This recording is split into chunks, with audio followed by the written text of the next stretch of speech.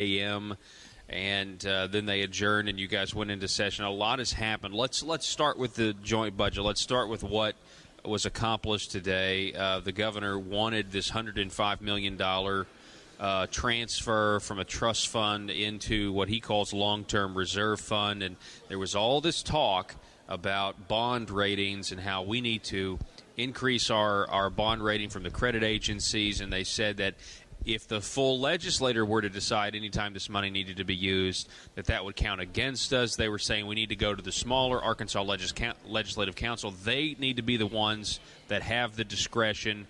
And there was all this debate over the definition of what liquidity meant, because there was a Standard & Poor's document that was being referenced, giving outlines to state governments. What are your thoughts on all this? Well, as we discussed off air, part of being a small businessman has been a credit manager. And you cut through all the things that were said, and as a credit manager, you care about mainly two things. Does somebody pay, and can they pay? Because there are people who can pay who don't. So you first will know does somebody tend to pay, and the state of Arkansas does. The next thing you want to know is, can they pay? And that's why, for all the arguments we had, that's why they want to see a long-term reserve fund with as much money as possible, so that if something happens, you can pay. Because you can have the best intentions and the economy turns down, stump your toe, and all of a sudden you can't pay your bills and can't pay the bonds. So this silly argument that these bond folks care whether the whole legislature does it or whether the legislative council does it, it just was completely a red herring argument. They couldn't possibly care. Yeah. And there was nothing in their documentation, of course. And if they did care, I would have produced them. As a guy who's run a lot of bills, I would have produced the experts to say that they cared. Yeah, and they didn't, and that was a criticism Senator Brian King had. You yourself, though, in joint budget, you got the financial bureaucrat, I guess his last name was Burke, I think, yes, to actually admit that they're not that specific. They don't come out and say, well, it needs to be a small group of legislators so we can have faster access to the cash in case there's an emergency. They don't come out and say that at all. Senator Brian King, your colleague, he had a pretty big day, pretty busy day. He talked about the Arkansas Works legislation from the floor, in opposition to that, and then he had his amendment that failed in the joint budget concerning this $105 million transfer. At one point, your other colleague, Senator Jason Rapert, he mentioned something about, hey, look, this is really just about trust, and you're not trusting the information that you've been given about the definition of liquidity when it comes to Standard & Poor's. You kind of picked up on that, and you thought that was accurate. I thought it was an accurate observation. I did. I had actually given it a lot of thought, and we were short of time, and I didn't spend a lot of time on it. But it's extremely accurate, because I didn't come here to vote against this bill. I came with a blank slate to look at it. And I've played poker with these folks for 4 years, and folks that I like. And you play poker with them long enough, you know when people are bluffing, you know when they're telling you the truth, you know when they're parsing words, you know when they're not giving you straight answers. And I don't know why people would want to parse words at this point. I don't know why they don't want to give you straight answers. I just, and if it were just me that felt that way, I think former Senator Hendren, Representative Kim Hendren, who's been here, in his words, 10 times longer than me, 40 years versus 4 years, had the same feelings. And so that backed up where I was at, because certainly there's nothing wrong with a long-term reserve fund. That's a great thing. And if that was really important to us, then we could do, instead of cutting taxes, we could say, no, we need to be sure we're financially stable. Something bad may happen. We could at any time go into a downturn. We could go to war in the Middle East, etc. Oil could take off, and our economy could get bad in a hurry.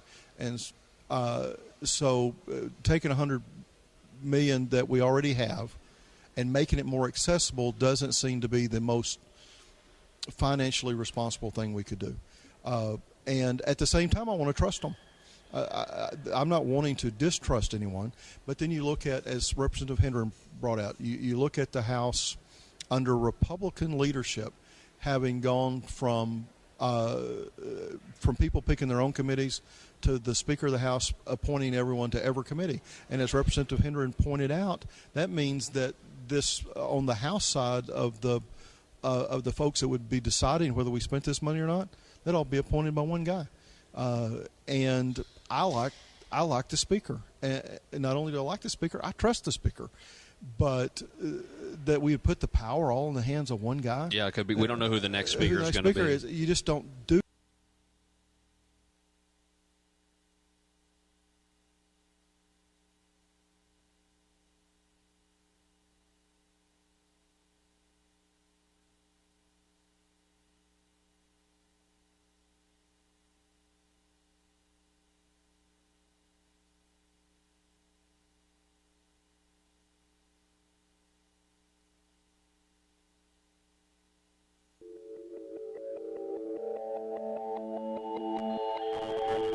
The maintenance of a free society is a very difficult and complicated thing, and it requires a self-denying ordinance of the most extreme kind. It requires a willingness to put up with temporary evils on the basis of the subtle and sophisticated understanding that if you step in to do something about them, you not only may make them worse, but you will spread your tentacles and get bad results elsewhere. I think it's time we ask ourselves if we still know the freedoms that were intended for us by the Founding Fathers. We lose freedom here, there's no place to escape to. This is the last stand on earth. Whether we believe in our capacity for self-government or whether we abandon the American Revolution and confess that a little intellectual elite in a far distant capital can plan our lives for us better than we can plan them ourselves. You're listening to the Paul Harrell Program, brought to you by Conduit Media Group. All right, so we got a word problem for you. Welcome back to the program. This is, what to say, Wednesday? I keep thinking it's Thursday because normally I come back home to studio from the Marble Palace on a Thursday, and I drove home today. We're back in studio. It is Wednesday. We've got a math problem for you. It's going to be a great word problem. It actually would be fantastic for people trying to break trying to break you loose from the Common Core math. Matter of fact, later in the program, we're going to be talking about hospital math, because hospital math is when hospitals, they claim their losses for the news media are much larger than they actually are. It doesn't make any sense. But that's because they want the taxpayer revenue stream, the guaranteed taxpayer-funded revenue stream to support their businesses. But anyway, I digress. We have a different word problem, an actual math problem that I'm trying to figure out. But and I am terrible with math, okay? So here, that's the disclaimer. I'm terrible with math. But we're talking about Asa Hutchinson's spending, and we kind of waited to the last minute to do this. I just want to know the exact increases he's actually increased spending, okay? Now, Joe, you don't have to write this figure down because there was no budget cuts between fiscal year 2015 and 2016, well, would that be 2014, 2015? Hang on one second. No, 2015, 2016. So he increased spending $133 million his first year. Okay? All right, so that's fine. We're good with that. I'm not good with that, but okay, we're putting that aside, all right? Then Asa increased spending for this fiscal year, which is going to end this summer, $142 million. Okay, so this is the figure where we start. But on Friday, 16-17. On Friday, he cut spending out of that budget by $70 million because we don't have the money. He said it wasn't a spending problem. That's the politics of it. It is a spending problem, but whatever. Okay. So that would mean, all right, okay, so keep that there. So 142, he cut 70. That would mean that that's an increase of $72 million that year, not 142. For this next year's budget, that'll start this summer, he increased spending $165 million, but that $165 million figure is taking into account the increase of $142 million the previous fiscal year, not the new figure, which is 72. All right, kids, it's a kind of a tough word problem. I would bomb this. I need someone else to solve it for me. Here's the problem. Today, or last night, it revealed that Asa is having to cut spending again for next year's budget and he's scaling it back $43 million. So the increase in spending, $165 million for the next year, is actually $122 million because 165 minus 43, 122. So I want to know precisely how much of an increase is it actually? With the cuts. 194.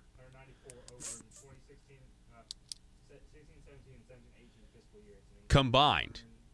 So combined years 194 with the cuts. Okay. I don't know if that's the number I'm looking for. I hang on. Okay, here, Joe, go ahead. Yeah, because I want to get this right here. Okay, so this is I've got stuff written down over here. Okay, so he increased 142 million and cut 70. So that leaves an increase of 72 million. We're just going with like if he was to cut it already, he would have $72 million as an increase. Right. Okay, at the end of this fiscal year, which ends this summer. Okay. So in next fiscal year, he's estimated to increase the budget $165 million. But all those estimates also show that he needs to cut spending by 40. But that is that really $165 million? My question is it really a $165 million increase when it was only a $70 million increase before? Because they were basing that in. Shouldn't we add another $70 million to the 165 to get the true number? Or am I not thinking correctly? So is the 165 based off of what the increase was the year before without the cuts? Without the cuts. You see what I want to know, right? And I'm not a math person. It's very possible my brain is just not working right. But you see, I just want to get what the actual numbers are now with the cuts because I'm making critical tweets here. I need these tweets to be accurate.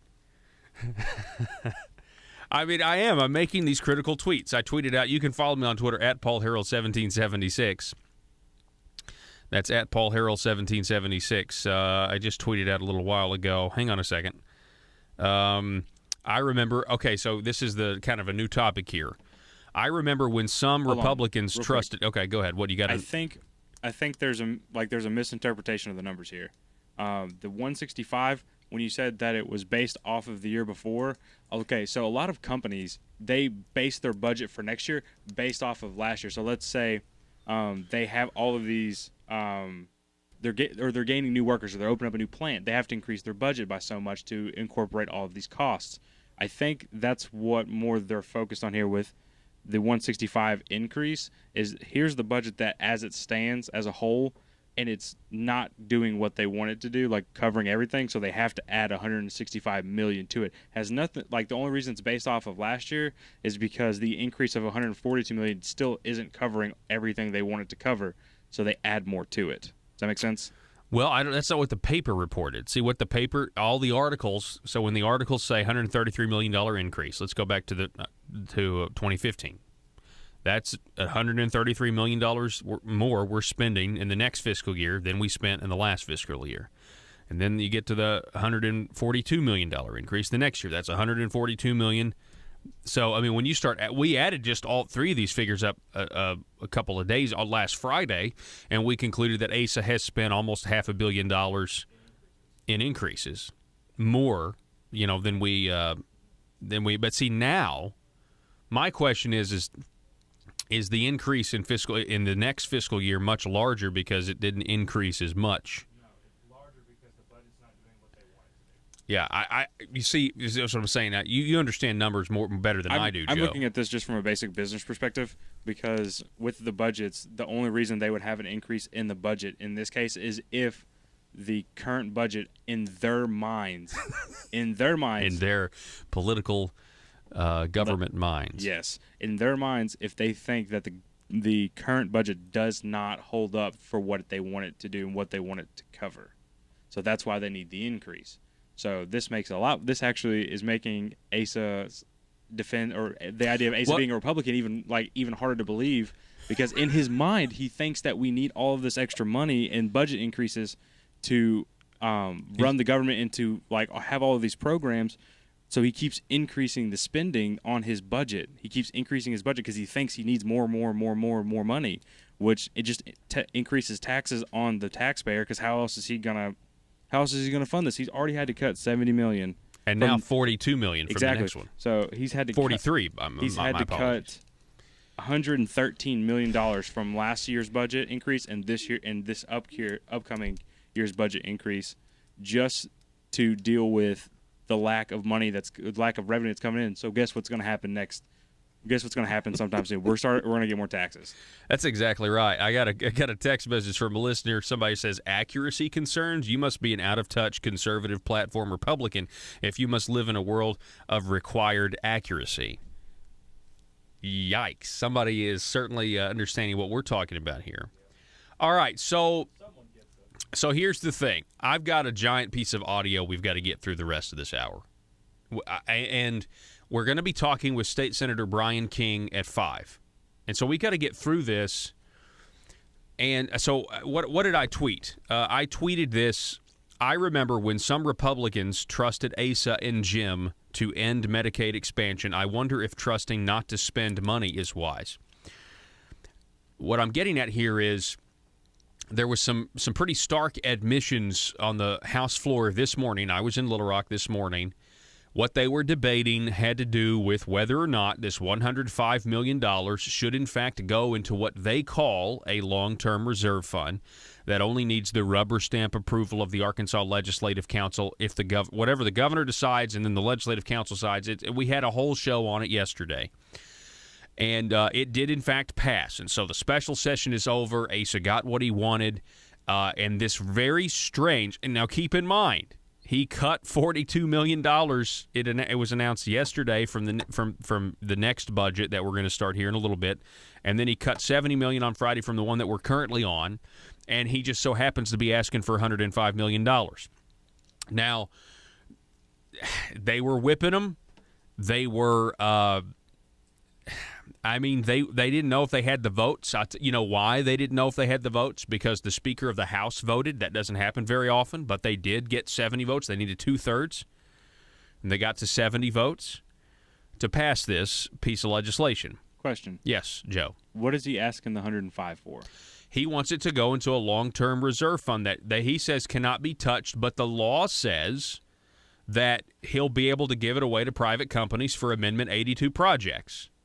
Now, so this is the thing. He will be able to spend this if the Arkansas Legislative Council, big checks and balances there, if they actually, approve it. And I promise you. And so there's a lot of people saying, well, we have to trust the governor to not spend this money. Now, one of those people is State Representative Bob Ballinger, okay? Can I say something real quick? Yes, just Joe. So he's asking for $105 million to basically put back for later. Yeah, for something. Now, he claims it's to increase our bond rating because people will see we have a long-term reserve fund and the rating agencies will give us an increase in our bond rating. But I don't buy that. I think it might be to keep our current bond rating because we just had to cut $42 million and $70 million. It doesn't look good. This was even admitted to and discussed today on the floor. Go ahead, Joe. Okay. Looking at all of these numbers separately, let's look at all of them together. The $70 million tax cut, our budget cut, and the $43 million added up, it's $113 million. And he wants $105. That's $8 million more than what he's asking for. If he was to ask for $113, Joe, thank you. I mean, thank you. I tried to make this argument yesterday. If he was asking for $113, it would be too obvious. So let's make it $105. Let's cut it by $8 million because that's nothing to the government. That's really good. That's a good point. But nobody. I would just love for people to at least entertain the idea that there's a correlation between the cuts and what he's asking for. And the fact, like what he's doing with it, it's like in my mind, we've talked about this earlier. We talked about this a long time ago, but we haven't covered it recently. I think it's going to be just a secondary general improvement fund. Like it's going to be like here's a general improvement fund. Like if they have one still, I don't know if they do. Do they? No, they're not supposed. They don't really have one. They're not supposed to. Yeah, that's what they do now. Yeah, I'm telling you, it has nothing to do with bond ratings. It's all general improvement. I'm telling you, Joe, I would tend to agree with you. If you just a little critical thought. I just wish some of these folks would have a little critical thought instead of just Republican governor, we must do what he says. Here's State Representative Bob Ballinger. We're going to get a few minutes in, and then we're going to have to go to break. I got a pretty big audio clip to get through the rest of this hour because there's so much here. Bob Ballinger goes to speak for this bill. Start at the beginning of the 16-minute clip. So there's question and answer, and we'll listen to a little bit of it right now before we have to go to break. Listen. Thank you, Mr. Speaker. Earlier this morning. You know, the question here really is I think is fundamental. Should the state of Arkansas have a long-term reserve fund? You know, almost every state that borders us has one that's typically well-funded. We've got one. We just don't have any money in it. So should we have one? Now, you know, from me, and I've visited with the bill sponsor and other people, I wish that there were more safeguards in this. You know, I wish this bill were better. I wish there was more things that added more protections that make it where more of us were involved in it. Could have those amendments been done and it be a better bill? Yeah, it could have. I wish the system would have worked out so we had more of those amendments in there. Now, we're not amending the Constitution. This is not fixed forever. In 2019, we'll come back and some of these things that were mentioned, we can make these amendments. Now, the question is, can we trust the governor between now and 2019 not to spend this money? Can we take him at his word to say that he truly is wanting to set this money aside for a long-term reserve to help shore up the economics of the state until we can come back in 2019 and take some of these great ideas that have been presented and incorporate it into this fund to make it even more safe, to make us even more sound? And I think the answer to that, from my standpoint, is yes. Now, I'm sticking my neck out, Governor.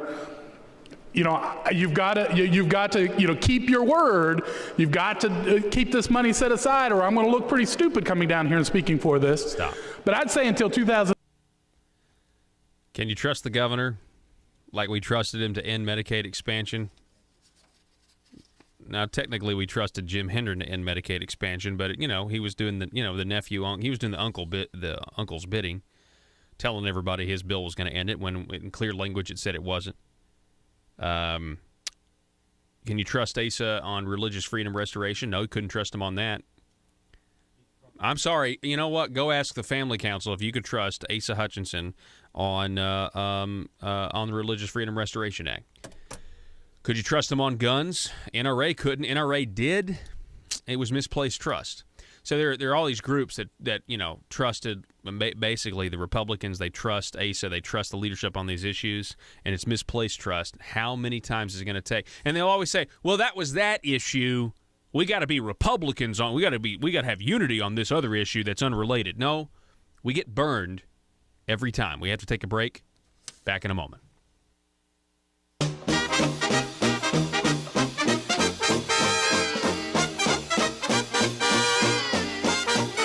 The Paul Harrell Program.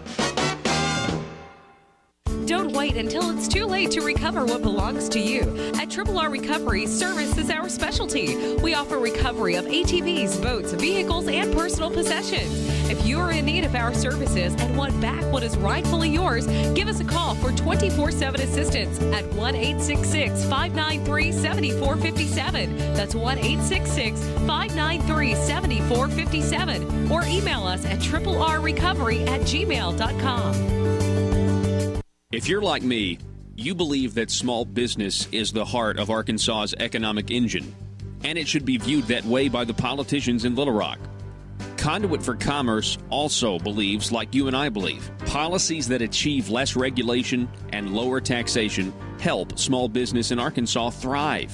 Other policies like small, constitutionally consistent government and reducing citizen dependency on government keeps it from growing and expanding its influence on our daily lives. Conduit for Commerce works every day to educate the general public and legislators on these important priorities in the name of Arkansas small business. By the way, contributions to Conduit for Commerce are tax deductible. Log on now to conduitforcommerce.org and click on Contact Us on the right side of the page. That's conduitforcommerce.org. Go there now and learn the facts on protecting small business in Arkansas. Do you need to advertise your business product or service, but not sure what the best choice is? Folks, allow me to introduce you to Talk Radio. You're listening to it right now. Talk radio is one of the most unique mediums in all of advertising because it actually works. It gets the information you want to the people you want to get it to. And by the way, those people are educated, well-informed decision makers of their household, and most of them have disposable income. If this is a target audience for your business, then you have to consider advertising on my show, The Paul Harrell Program. We have options for most any budget and can provide you with exciting opportunities to grow your business. We can put your message across the state, or we can help you locally. Call 870-275-9755 if you have any questions. That's 870-275-9755, or visit my website, paulharrell.com, and click on Advertise. Watch Paul live at paulharrell.com. It's free and available 24 hours a day, 7 days a week, because the Liberty Machine never sleeps. So this was a back and forth. State Representative Bob Ballinger, he took a lot of questions. He wasn't even the sponsor of this bill. Well, he might have been a sponsor. I don't know, but he didn't present it. He just came down to speak for it, and a lot of people started asking him questions, Democrats. But listen to some of this, because he said he's trusting the governor. He's sticking his neck out that he's not going to spend this money. Keep going, Joe. 19 and we can make some of these change, I'm okay. I'm willing to do that. Now, when we elect, Charlie Collins or Tim Griffin as governor, big spenders, maybe we can't trust them, but that's okay. We'll be here by then, right? Stop. We'll be able to come back and that was a joke about Tim Griffin being a big spender, because Lieutenant Governor Tim Griffin actually wants real tax reform, and I believe would keep spending under control, would do things vastly much different than what's going on right now. But at first I was like, is it really a joke? Because Charlie Collins is a big spender. But anyway, I had to make that observation. Keep going. Able to make those changes in order to protect this money and lock it away. And that's what we're doing. We've got a fund that's designed to do that. Sure, it's only ALC that's deciding to do that. I wish it were the whole body that's making that decision, but it is 2/3 of ALC, and I trust you guys. If 2/3 of you are going to say okay, then it's probably going to be okay. It's probably something we really need to spend the money on. Now, maybe future legislators we can't trust. Maybe we're going to elect a bunch of really bad guys that'll come in here. But before then, we'll have a chance to address this again. We'll have a chance to fix this and lock it down and make it more of a whole body. I really do believe that there are some things that we can do to make this better, but the question is, are we taking a step in the right direction, or are you okay with status quo? And I'm telling you, status quo is 50 votes plus one can spend the interest off this, and we have. And for good things, I'm sure for good things. However, we continue to spend the money. If we lock this away, this goes in, this builds the fund up, and that fund can grow, and truly we can have something that I think will make us more solvent, help our bond rating. That's great. But I think even better than that, I think is good economics, and I'd appreciate a good vote. All right, stop. So the question and answer start shortly after that. We'll get to that when we come back. But I just have to say something here. I have to reject the notion that this fund is any different than the old rainy day fund, because the old rainy day fund had to get the rubber stamp of the Arkansas Legislative Council, just like this thing does. We have now changed the name. It's now just called a long-term reserve fund. They've put some amendments here and there. There was some misrepresentation on the floor from State Representative Joe Jett about the amendment we told you about yesterday, saying that if they spend something out of it, they have to replenish it. That's only if the replenishing sources, which are from two accounts, have money in the accounts. So they could spend this money, and they don't have to. If you read the law, as I read it, you don't have to replenish it if the funds where that they're supposed to draw it out of have no money in there. And yet they go out there and say, no, it's a requirement. If we spend the money, we've got to put the money back in. Well, I don't know. I mean, it's just a lot of times things get, said that are carefully crafted half-truths. We got to take a break. Back in a minute.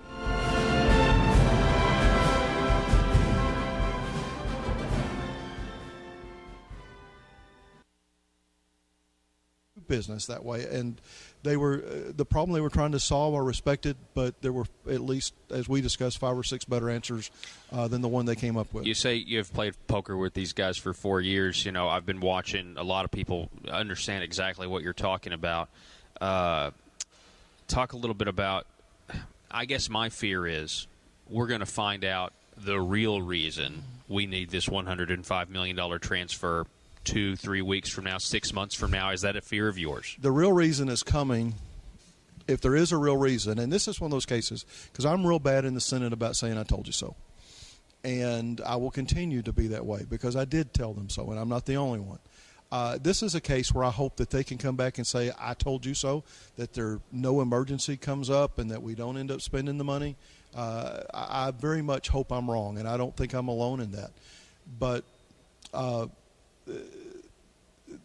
chances are, we warned 4 years ago that when we took this free money, which has been free money up to now on Medicaid expansion, and they had the colleges call us, and they had the superintendents of the K through 12 call us, and they called the highway people call us. They had the state police call us, and I told every one of them when they called me, you just wait, because by 2020, your programs are going to get cut, and they're going to get cut because of Medicaid expansion. Right now, you're saying you're going to get your programs cut if we don't do Medicaid expansion. It should be just the opposite, because as this grows, if Congress kept it at the 10%, and there is no signal at all, in fact, just the opposite, that Congress is not going to keep it at 10%.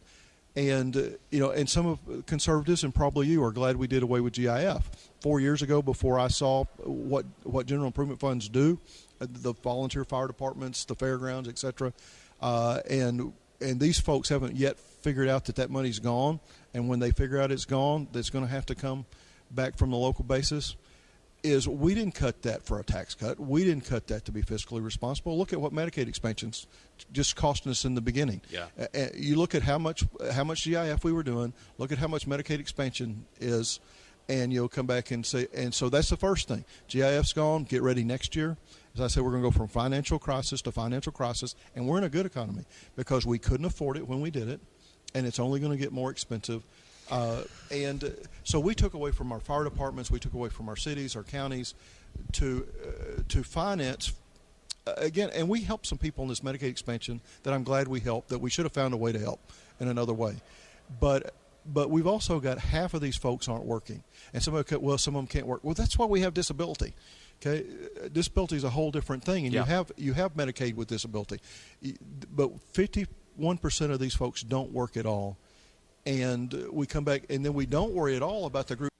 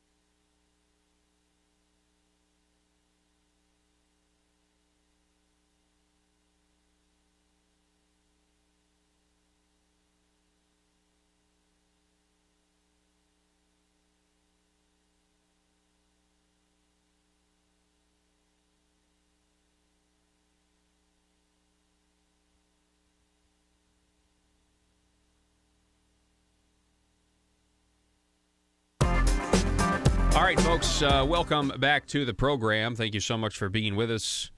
My name is Paul. We're getting to this audio from earlier today from the floor of the House of Representatives down in Little Rock at the Marble Palace. They were going back and forth, and now we have a question for State Representative Bob Ballinger on this $105 million transfer into this long-term reserve account. That, in my opinion, doesn't have near the checks and balances that it needs to spend. I believe ASA will try to spend this money at some point. I don't believe we're getting a straight answer on the real reason that he wants this $105 million. I hope I'm wrong. If I am, fantastic. Here is State Representative Bob Ballinger getting a question from well, go ahead. Back it up a little bit and hit play. Sorry, just a little bit.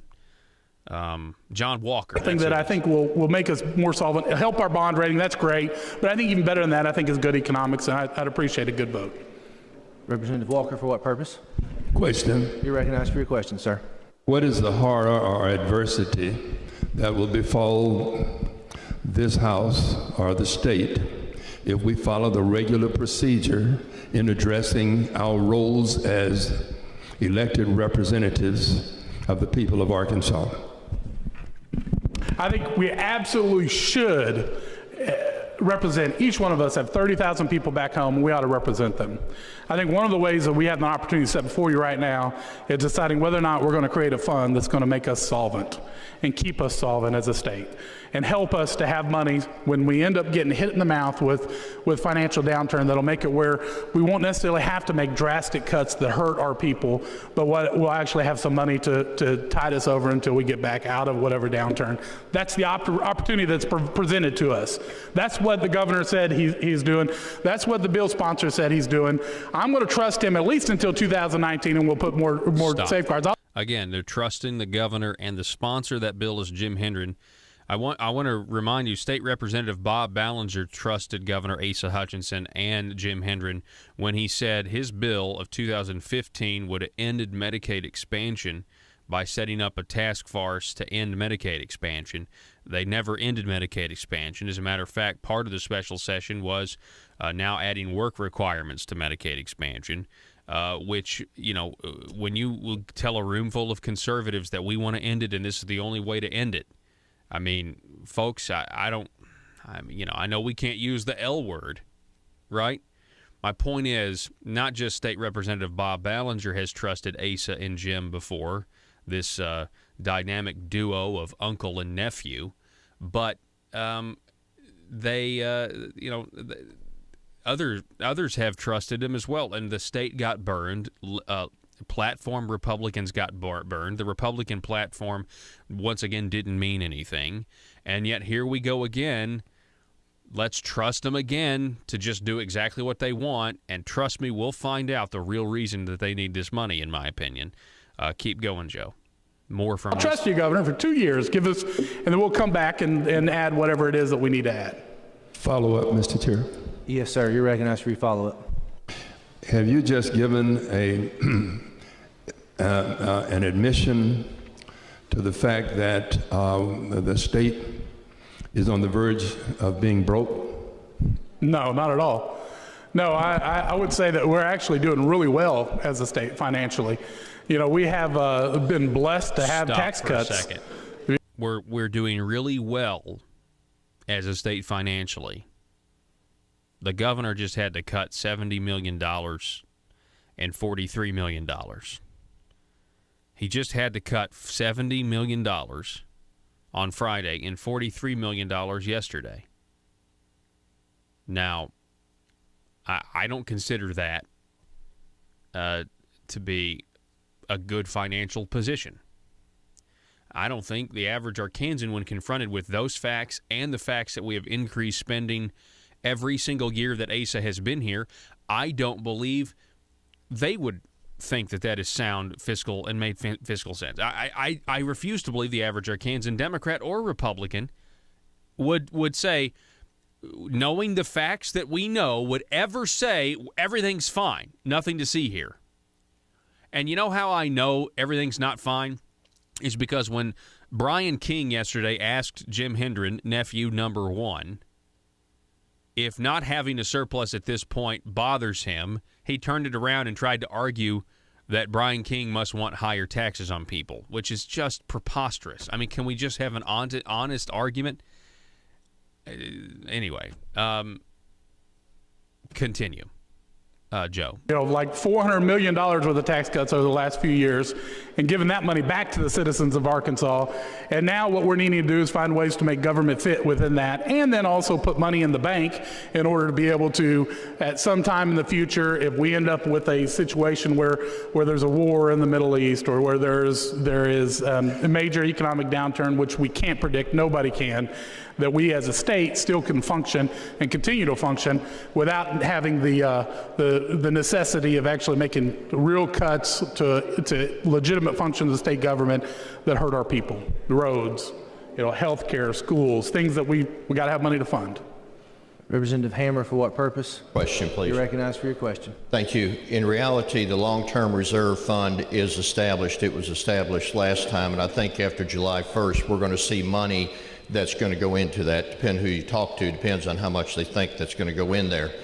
If we continue to grow economically, would it stand to reason that money that used to go to GIF would actually go into that? So if we start to have some bumper crop years, we could see some significant money put into that long-term reserve fund. Would you disagree with that, or where am I wrong in that statement? I would agree 100%. I agree.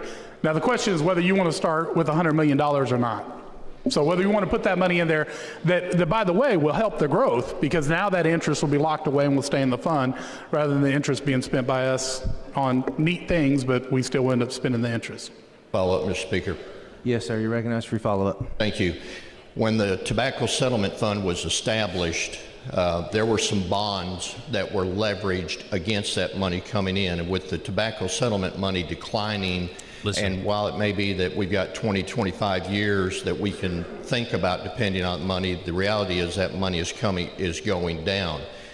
By us taking that $100 million away from the Century Fund, are we exposing ourselves to greater liability in being able to meet those bond obligations? All right, stop. All right, that's Representative Kim Hammer. He's bringing up bond obligations, okay?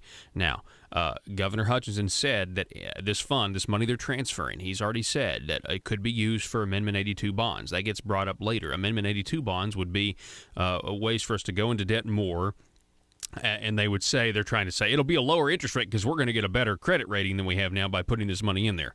Okay, so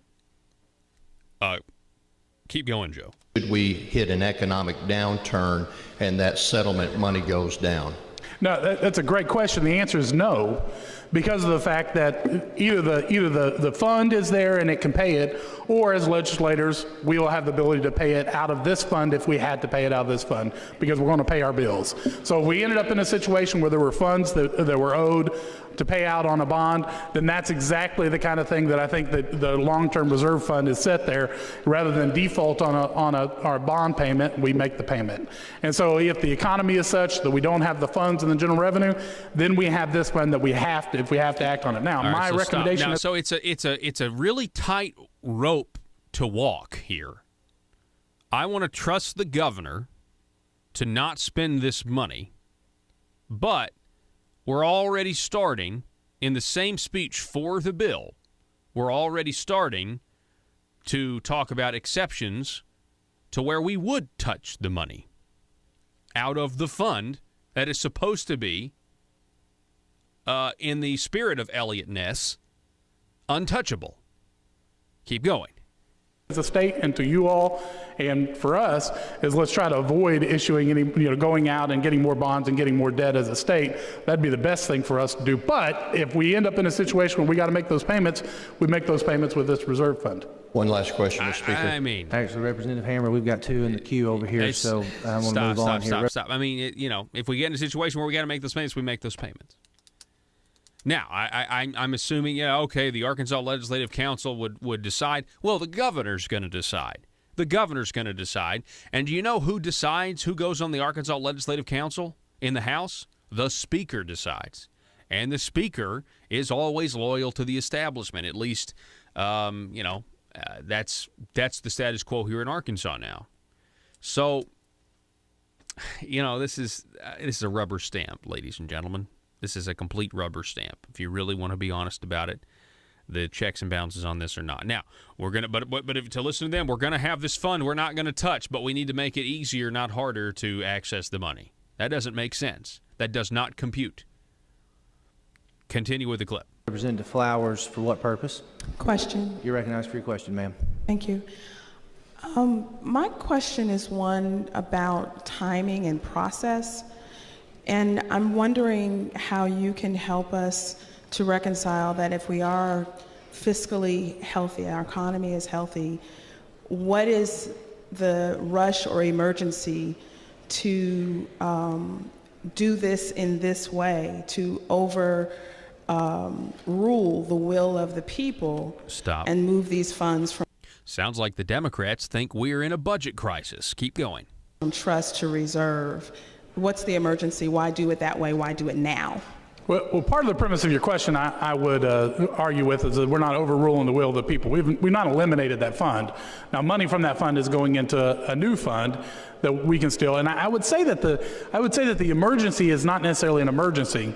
I mean, I think that you put money back and you save money when you can save money, period. I think that's good fiscal sense. Now, in this case, what my guess is, the reason why we're dealing with it right now in a special session is we just, faced a revenue shortfall, and it's, $70 million that we're needing to make cuts. We were able to make those cuts in ways that I think are reasonable. I support it 100%. I think that's good government for us to pull that money down. However, I think that illuminates the problem. It's like, what if we couldn't make those cuts? What if all of a sudden those cuts had to come out of our prisons? What if those cuts had to come out of our K-12 education? What if those cuts had to come out of essential services within Medicaid? Then what do we do? Then how do we do it? We don't have the funds sitting there to do it. And so if we do this, we set up a long-term reserve fund that hopefully will have $250 million in it, not $105 million. Hopefully it'll be really well funded. Then if we're in a situation where we're hitting the mouth with something like that, and we can't make those cuts as smart as what we did, but we actually have to make cuts to essential services, we'll have some of the funds to help bridge that gap until we can replenish those funds. Follow up, Mr. Speaker. Yes, ma'am. You're recognized for your follow-up. Thank you. So if we're not overruling the will of the people, why is the vote requiring 2/3 and not a simple majority? Okay, stop. We'll get that answer. Okay. So the overruling the will of the people here, I mean, it's a good question, but it was an initiated act by the people to establish the tobacco settlement, and now they're transferring it. Whatever, they have the 2/3 vote, so whatever. So, but here we have, the reasons for the fund. Okay, the reasons for the fund again are in case there's some emergency. We'll have this money here, sitting here, right? So, and he just outlined it. He said we're going to trust the governor earlier not to spend the money, but if there's an emergency, this is what the fund is for. So my question to you is, should we start a clock, given the fact that we cut $70 million and $43 million because we don't have the money? Should we start a clock? And when's the next emergency? When's the next emergency going to be, right? Because it seems like we've already opened the door to spending the money we don't want to spend. And is it going to be a real emergency, or is it just going to be crafted as an emergency? Continue, Joe. What I would say is we're not overruling the will of the people. What we're doing is transferring funds. We're not eliminating that fund at all. Representative Gray, for what purpose? Question. You're recognized for your question. Thank you, Mr. Speaker. Representative Ballinger, it's Representative Hammer referenced that the long-term fund is already in existence, and interest money from other accounts are going into it. But are you aware that in the language of the bill that we have before us now, we've spent a lot of time, including myself from the well, talking about in the event of an economic downturn and the triggers that would have to be in place to be able to use that money. But are you also aware in the bill, and I would assume you are because you're usually pretty thorough, so will you address that the bill also says for Amendment 82 projects? So there can be money spent out of this fund, can be spent out of this fund for economic development projects, even without the calamitous economic triggers that we all, including myself, have focused on. Can you reconcile that? Correct. It's not new language. That's actually in the fund that's already been created. So it's not necessarily in the bill, but the language is there because it's there. So it's either way. So it's 3% growth, or if you have a big Amendment 82 project, they can spend the money. Now, this is the thing is, I'll tell you that my recommendation to the bill sponsor, and I was hoping to get something done, is to either eliminate the Amendment 82 projects altogether, or make it where we only spend money out of the Amendment 82 projects if we have $250 million in the balance, that we never spend the balance less than $250 million. That would be great amendments. And then also, I think the 3% growth is too high. We ought to reduce that 3% growth. What we're talking about here are some really good changes. I think your idea of bringing it back to the body is a good idea. That's good change. Now, all of that would require actually changes to the fund that already exists.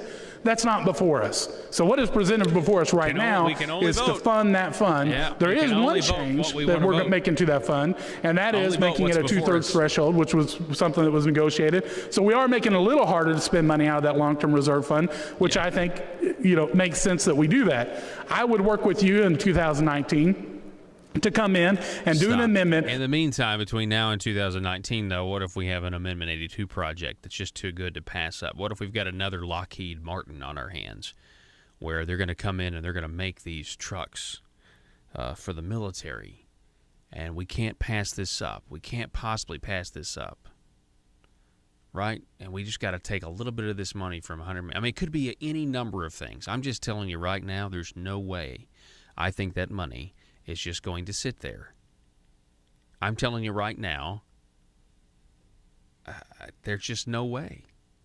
I mean, it was so out of the blue that this came up in a special session right after he has to cut $70 million, and then yesterday another 43. It's very conspicuous. And there should have been a lot more transparency as to why he really needs the money. Keep going. To make it even more difficult to spend money out of this, because what I want to see is money that's locked down for a real deal emergency. So I think that's a great idea. The question before us now is, can we trust the governor and can we trust ALC for the next 2 years until we can make other substantial changes to this fund? And that's really what I think I'm focused on. Stop. As according to Bob Ballinger, you got 2 years, Governor. You got 2 years if you want to spend this money. Keep going. Representative Hendren, for what purpose? A question and perhaps a follow-up. All right, let's go with start with the first question, and then we'll go from there. Again, at least half of our members were not in the joint budget hearings regularly, as perhaps you and I were. Correct. I've noticed a couple of times, Representative Ballinger, you've referred to the governor's responsibility about spending this money, and you're sure he won't do it and he won't do something else. And I look up on the door and I see a name up there that I recognize a little bit, and I'm not going to bear his responsibility. I bear my responsibility, as I'm sure you do. Yep. My question, this was raised in joint budget, as you may recall.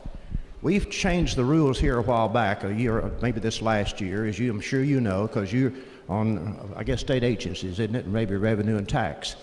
We changed the rules that said of the surplus we have each year, we'll take, is it 50% of that or something, and put it into highway funds to match the federal highway match. Now, for you members that weren't here, you probably ought to listen to this stuff. So what happens? Now we're projecting no surplus at all this year. The question joint budget was this, and that's what I'm going to ask you to answer to the body here in a minute, because a lot of us didn't hear this. What happens if we, now I noticed the paper today says we're a little bit better off, but we're still behind the forecast. Now, what happens was asked in the Budget Committee the other day, if we come to the end of this fiscal session, or this fiscal year, and we have no money to match the federal highway match. The question was, should we take some of this money with the 2/3 vote of the governor's agreement, or recommendation, or the administration, and the 2/3 of the council's approval, to use that, whatever it is, to match it to build the roads and the highways to replace the flooded out roads and highways in Pocahontas and northwest Arkansas. Yep. Now, based on what you just said, would you criticize the governor if we pass this bill today, which you say you support? Would you criticize the governor if he chose to take $50 million of this to match those federal highway funds under the situation? I think you have a couple different questions there. One is the match for the federal highway funds that we're going to come from the surplus. We took care of that all in RSA, so that's taken care of as it is. The funds were found, we've got that. Now, if in this emergency situation up in Pocahontas, which actually hit close to home, we had a couple folks die just a few miles from in my district. If we were in a situation where we needed these funds in order to replenish roads because the feds don't have it or whatever, then yeah, I would probably support that. I wouldn't hold that against him if we had to have it in order to help people in emergency situations. So I mean, people are going to say, yeah, well, it's an emergency. Well, okay, all I'm pointing out is don't spend the money in 2 years unless you have to, right? I guess that's all I'm pointing out. It's just, we got to trust the governor not to spend the money, but he could spend it on bonds. We could spend it on an Amendment 82 project bonds. We could spend it on, then you just carve out the reasons. And my point with all this is, this money will get spent. I got a feeling it's going to get spent. Keep going, Joe. Keep going. Escape hatch. Well, the answer is no. There's actually federal funds that come through the disaster release because we declared ourselves we're getting kind of off the topic here a little bit, but I think that we're going to have some federal money that doesn't require a match.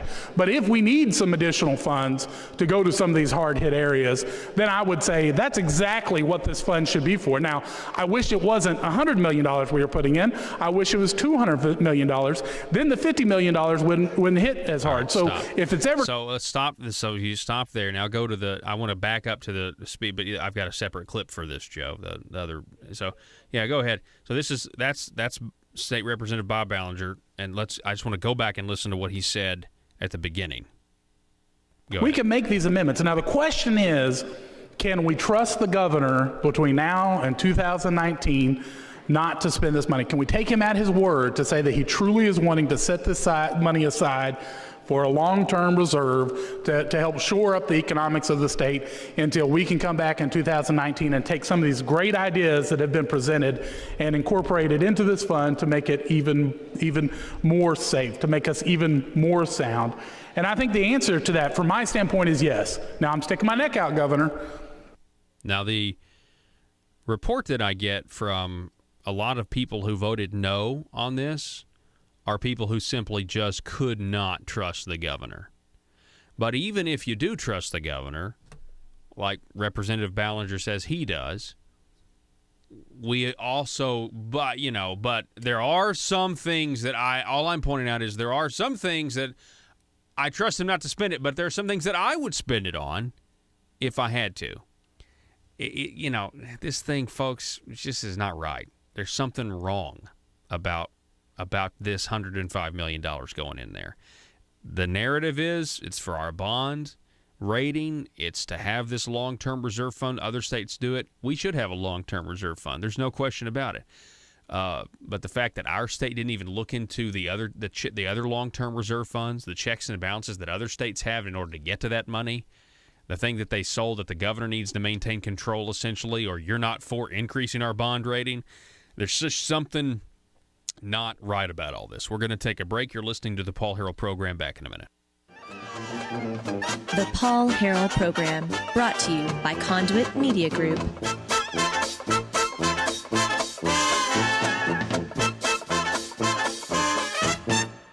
Whether you're looking for a small desktop copier and printer, thinking about adding color to your documents, or considering a document management solution, Total Document Solutions is there to help. In business for decades, Total Document Solutions is an independently owned company that specializes in the ability to provide a high level of service in Northwest Arkansas, the Arkansas River Valley, Southwest Missouri, and Southeast Kansas as an exclusive Platinum Authorized Sales Agent for the Xerox Corporation. At Total Document Solutions, they offer customers technology services to improve business results. Their dedicated sales team has the unmatched industry knowledge, professionalism, and expertise needed to address the unique challenges of your business. Total Document Solutions is independent, local, and well-connected to serve your office products and document needs. Call them today at 479-575-0770. That's 479-575-0770. about getting your real estate license, but you keep putting it off. Don't put it off any longer. The Northeast Arkansas Real Estate School makes learning the business easy with enthusiastic, interactive, real-world situations, and you can do it all with only 6 days of class. Go to neaprofessionalschools.com and register for the next class. Financing is available. They'll travel anywhere in Arkansas to teach you everything you need to know to become a licensed real estate agent. Or you can take the class online at your own pace. That's neaprofessionalschools.com, 870-336-4155. Mention the Paul Harrell program and get 10% off. Don't put it off any longer. neaprofessionalschools.com.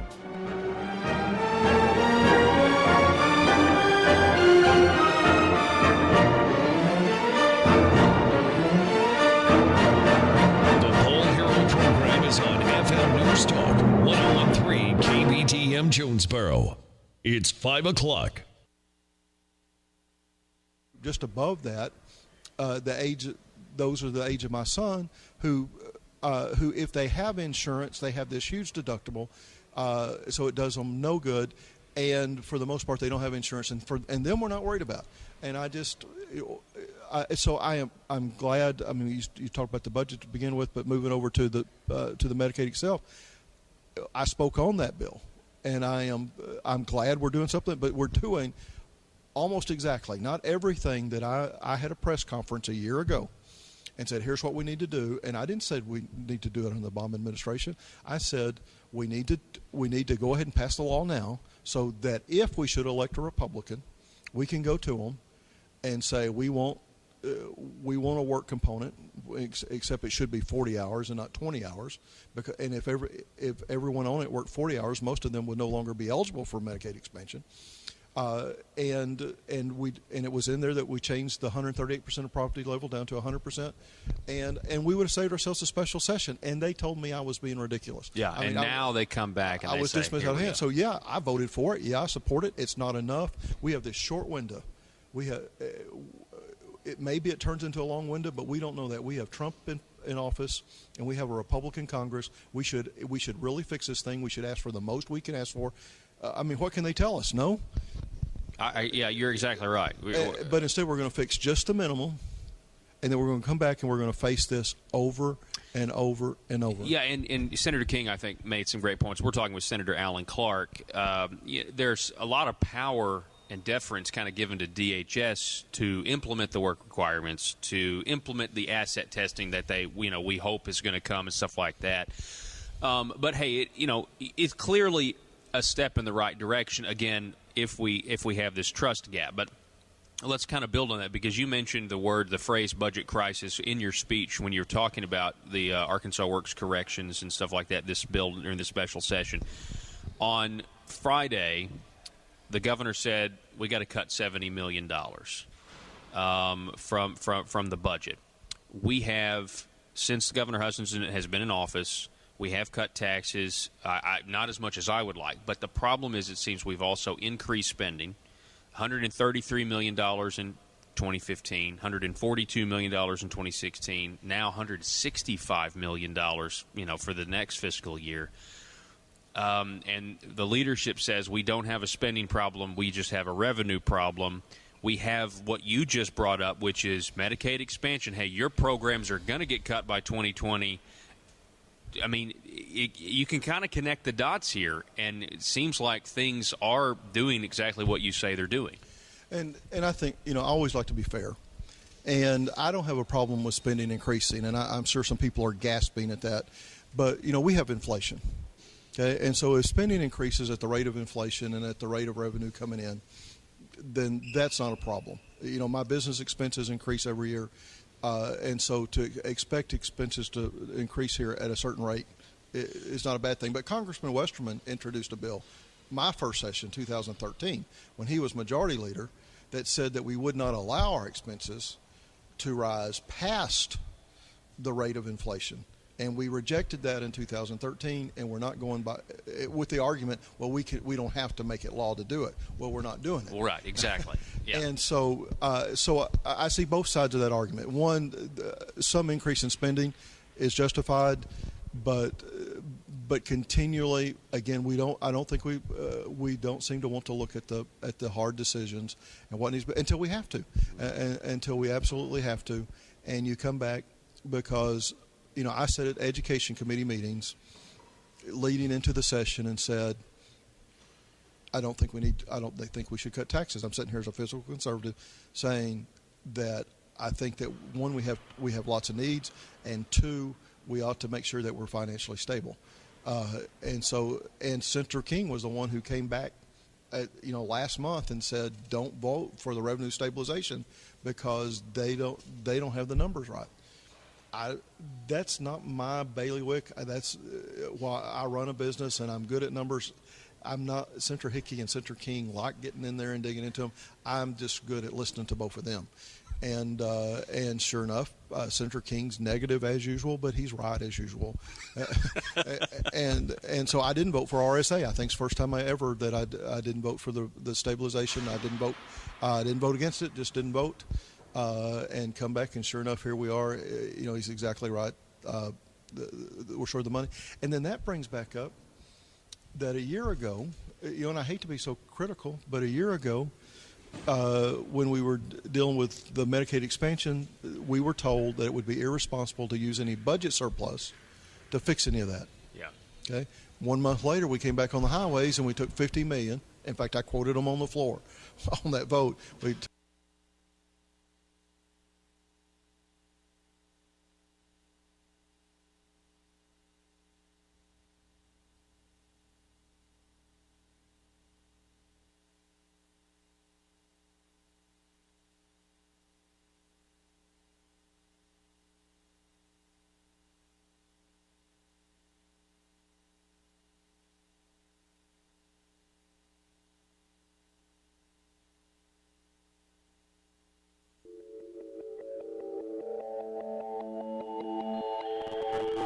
The maintenance of a free society is a very difficult and complicated thing, and it requires a self-denying ordinance of the most extreme kind. It requires a willingness to put up with temporary evils on the basis of the subtle and sophisticated understanding that if you step in to do something about them, you not only may make them worse, but you will spread your tentacles and get bad results elsewhere. I think it's time we ask ourselves if we still know the freedoms that were intended for us by the Founding Fathers. We lose freedom here, there's no place to escape to. This is the last stand on earth. Whether we believe in our capacity for self-government or whether we abandon the American Revolution and confess that a little intellectual elite in a far distant capital can plan our lives for us better than we can plan them ourselves. You're listening to the Paul Harrell Program, brought to you by Conduit Media Group. Hey, folks, welcome to the program. Thanks so much for being with us today. My name is Paul, the intersection of conservative ideas and reality. You're listening to it, and we're building a liberty machine, and one of the ways you can contribute is to call or text 870-275-9799. I'm back from the Marble Palace. We just had a very interesting first hour where we talked about this transfer of $105 million into the governor's slush fund. Joining us now, we're going to talk a little bit about this. We got Senator Brian King is with us from District 5. Senator, welcome back. Hey, Paul, good to be on. I want to start by asking about some of these tweets back and forth between you and the governor's spokesperson, J.R. Davis. We've got it up there on the screen, and J.R. Davis is claiming that it's your responsibility to produce documents and numbers on bills that they want you to vote for? Yeah, I mean, I was back here at the farm. I also had some other family issues, had to come back last night for and deal with that. And so then next thing you know, I'm getting a tweet that, I spoke down there for 45 minutes. I think I spoke and took questions for 45 minutes. So naturally, big issue, you have to take time. And then I wound up not voting. But when I said something, the first thing I asked Senator Dismayne was, and understand, Senator Dismayne, this guy is the guy that sold us this program, that told us that it was going to be this big economic boom. It was going to be this great thing. We were going, they gave all these estimates. Medicaid expansion, right? Yeah, Medicaid expansion. And then we start finding out everything, how bad it is and how financially wrong. And he promised us this great eligibility system. You had $60 million spent that never did produce nothing. It was us, it wasn't him that brought it out. If I sell you something, then I should make sure it works in legislation and go through it. He did nothing, wasted $60 million. So then turns around, we wound up having, everybody all 50 states, probably several countries too, that have people on his Obamacare. So, naturally, I'm going to start asking questions. Well, the first thing I get, and let me back up a minute. I said down there, I'm going to give Mike Beebe some credit. When I came in, when you had bills like this, you had detailed financial analysis. Now, you may disagree with them or this or that, okay? We walk in, we just have an agenda. Vote for this. I mean, this is exactly why these guys have led us into financial hard times during a non-economic downturn year, Paul. That's how bad they are. So I asked him, I said, is there a financial analysis on this? No, don't have it. Well, it's like walking into a bank. This is what Representative Meeks now, I guess, is now trying to, I guess JR's quit and went home now on Twitter after I keep asking him how much surplus we have and how much, revenue projections, how well they're hitting them. Like that. Yeah. I haven't heard from JR, so now I guess they prompted David Meeks to get after things while, I got, family issues, this other stuff to worry about. And so, he's wondering that I'm MIA. Well, I'm actually down there asking Dismang, but here's the thing.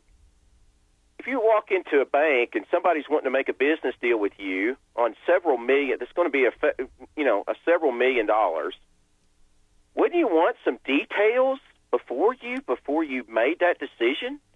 I mean, this is a Nancy Pelosi. Vote for it to find out what's in it. And we've already had promises by Senator Dismang that we were going to save. Remember this thing? Him and John Burris are going to save all this traditional Medicaid money. Okay, we were going to save. Remember all this money we were going to save in traditional Medicaid by expanding Obamacare over here? Well, come to find out that wasn't true. So, I mean, Dismang has several credibility issues when it comes to financial matters of this state. I would agree with that. I want some financial details before I make a decision. Hey, I would ask that, Paul, no offense, if you came to me on something. I mean, It's just natural to want to say, I want some financial details. I was there listening. His response was essentially, and he never actually said, I don't know if he actually said we don't need financial reports, but he said because this bill was only to, ask DHS to apply for waivers, we don't really need, that was his defense. We don't have numbers and papers, but this J.R. Davis says, quote, it's literally, you said, I said in my speech I wasn't voting until I was provided detailed financial analysis. Also said that's one of the many reasons you're in budget trouble. J.R. Davis says it's literally your responsibility as a legislator, but you rarely vote. Yeah. That is my point. And it's interesting. I mean, is he talking about what's he talking about? Is he when he says it's your responsibility? I don't. Maybe you need to have him on because I'm thinking if I push legislation, this may be something crazy for J.R. Davis and Governor Hutchinson. If I'm pushing legislation, okay, then I need to know how much it's going to cost, what it's going to do. For example, I'll give you an example. When it came to grade, I don't believe that we should be paying to remediate college students in using taxpayer money just to catch them up with no college credit. There's a low standard of them graduating. I feel like that we waste money. I did financial research. JR, if you're listening, David Meeks, if you're listening, Jonathan Dismang, if you're listening, maybe I can help you. If you guys want to call, I can help you get where you guys can come up with this. But I sit there and provided we spent, several $1 million this last year. I took that money out. I allocated it out where that money would, instead of going to remediate college students, we'd have a certain percentage that would pay for it, would go into a fund, and the next year that would fund a 1% COLA for state employees. It would also give a $2,000 bonus to state police out there for every year that they're in. This fund would give $1,000 to probation parole officers, which were having trouble retention in those areas. Then would also put some of the money towards the highway department. And as as that bill compounded, as those dollar amounts compounded, then it would subtract from the highway department. I had documents, everything to be able to present that. Okay, guess what? These guys produced absolutely nothing. How much uncompensated care are we going to pay when these people leave the system? Okay, they gave a figure. They more than welcome give a figure of 60,000. Well, what percentage of those people are going to quit working? Okay, just get down to the other level. Then I asked about details about the work requirements. Guess what? Senator Dismang, I think you remember, he said, well, it's going to be this and this and this maybe, but DHS is coming up with it. Well, I don't make deals like that. I want things like that. I want details before you do it. And like I said, this is why Senator Dismang, this is actually a poster child for government irresponsibility spending and management of anything. I'll go back to the eligibility that hundreds of millions was wasted on something Jonathan Dismang promised as a great system. So, you know what, in the thing, after you had financial details and you have a discussion about it, you know what, I might have voted for it.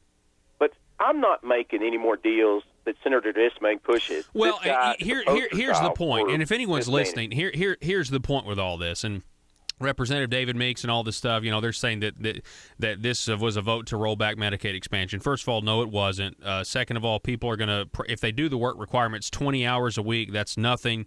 I mean, good grief, 30 hours a week at minimum wage will get you enough money to where you don't even need to be on Arkansas Works. And that's the real kicker here. So we'll see what the work requirements do. Could you say it's a step in the right direction?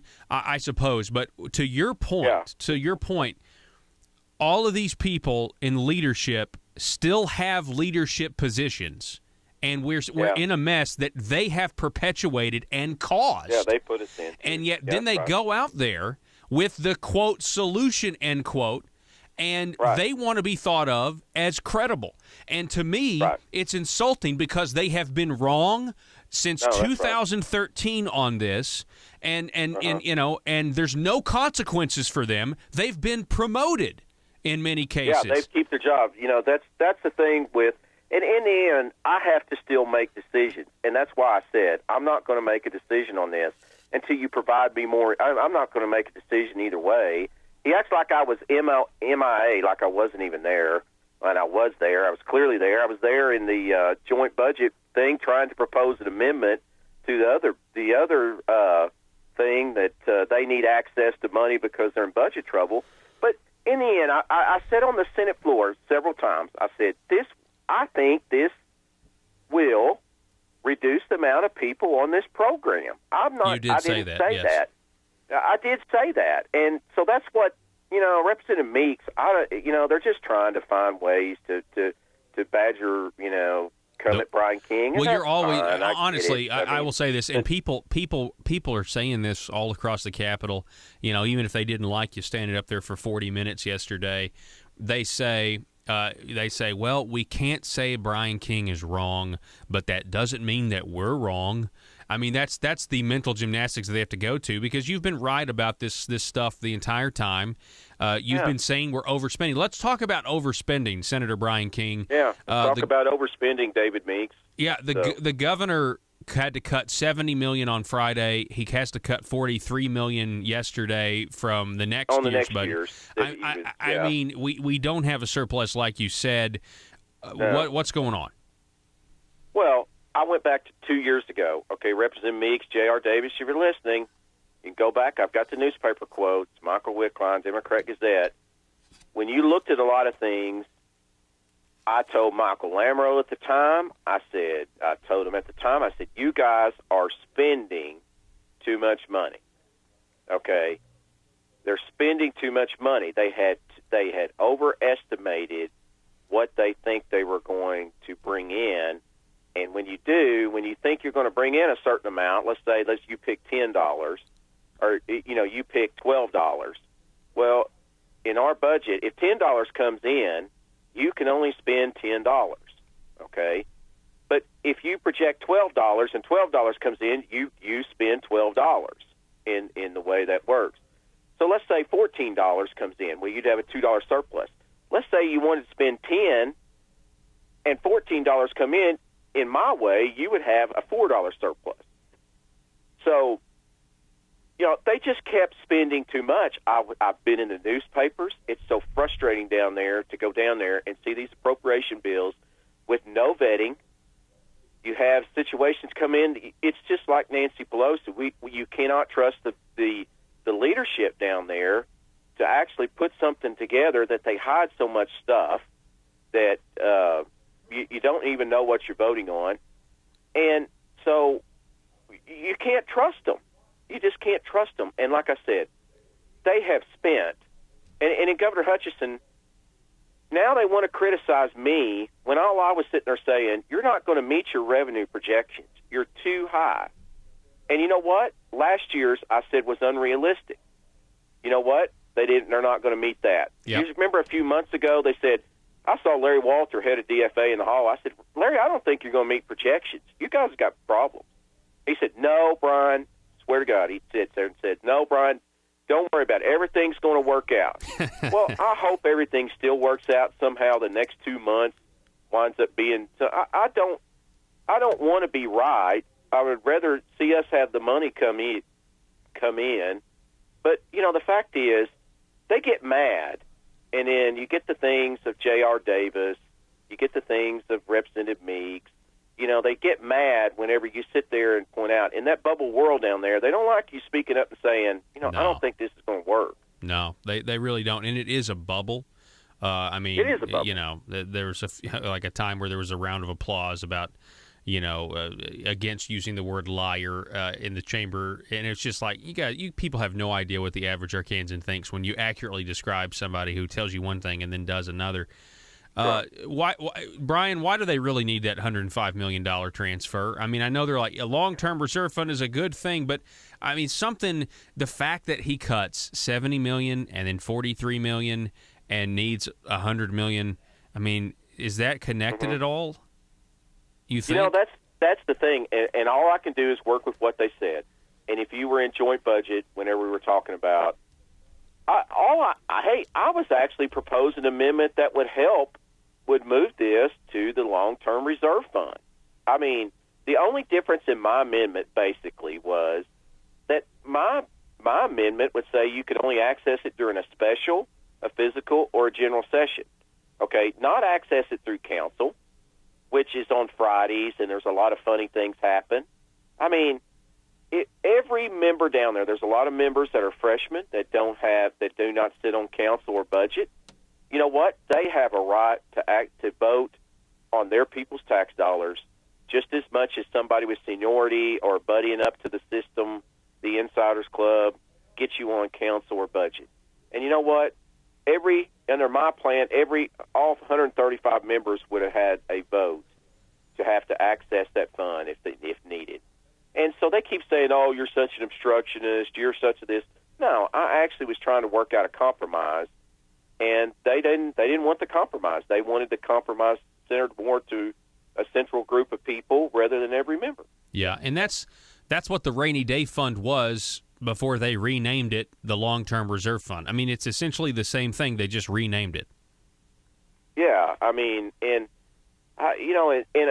why did we not have more discussion? Why did we not have the bond rating people there to give their side of the story? I mean, if you're going to do something, then do it right. That's not what happens down there. And so they sit there and, there was bills, I think, that I voted against. They say you don't vote a lot. Well, I don't vote a lot. I'll agree, because a lot of times I just want more information to know about how to vote. I'm just not. There's too much mistrust between the legislative leaders. Yeah. And there's too much mistrust, guys. And you know what? Before you get my stamp of approval, you need to give me more information, or we need to be having where we have the inside knowledge, where if you get to a point down there that's not there, where every member has the same knowledge as what the insiders do, then that's a different story. Yeah, that's a good point. Well, I mean, in joint budget, you had Senator Jason Rapert, he actually said, hey, I thought he hit the nail on the head when he said that there's a trust gap here. I mean, he said something along the lines. Alan Clark said, I agree with you, Senator Rapert. There is a trust gap here. And the reason there's a trust gap, I said this last hour, we trusted, I didn't, but a lot of Republicans trusted Jim Hendren and Asa on ending Medicaid expansion, and that was not true. They trusted him on religious freedom restoration, and that was not true. The NRA recently trusted him on guns, and then they had to come out against him.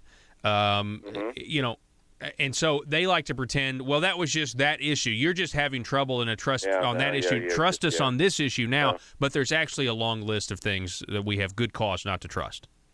Yeah, and Representative Meeks, I have a job. I have a job outside the legislature that I have to take care of, and family issues with an extraordinary circumstance today. But,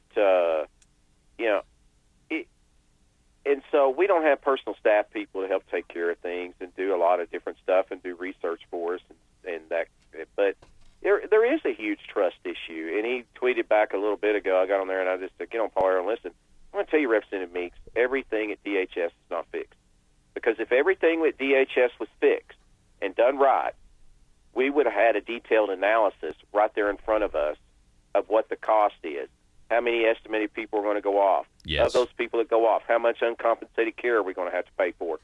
Do we have an estimate on how many of those people are just going to do what you just said, work down?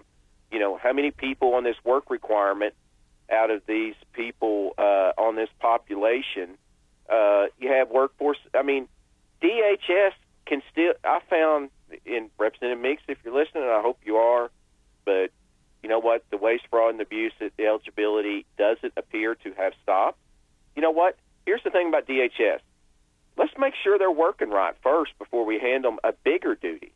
So now, I guess, we don't know for sure, they're not only going to have to keep track of income eligibility, they're going to have to keep track if they're working or volunteering somewhere for 20 hours. They're now going to have to keep track if they're a student or not. So there was a list of possible, we don't know for sure, possible things that could be done. And here's the big thing that J.R. Davis, Asa Hutchinson, they won't listen, they don't get. Okay? It's one thing to say, and I've acknowledged that I think there'll be less people because of this vote. Okay? But here's the thing. I gave the analogy like floating down a river. And each time we have our river guides up there on your boat, and things get bad and water's coming in, and just like it is right now, and it is with this program, 215,000 promised by Dismang originally, we have over 100,000 more people on it. Okay? All right, that's another thing, Senator Dismang, you can't handle. So it's like a river guide going down the river and water getting in. You pull off, and they say, okay, get back in. Everything's going to be okay. We're going to float down a ways. And we go down there, and things get worse and worse. We are at the point in time of our budget that Representative Meeks doesn't get, J.R. Davis doesn't get. We didn't need a bailout like this bill, okay?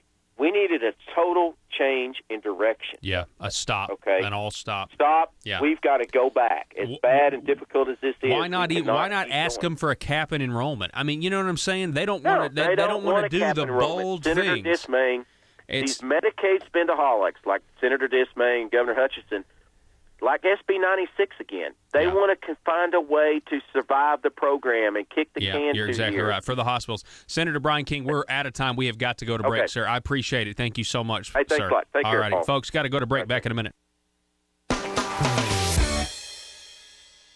Don't wait until it's too late to recover what belongs to you. At R Recovery, service is our specialty. We offer recovery of ATVs, boats, vehicles, and personal possessions.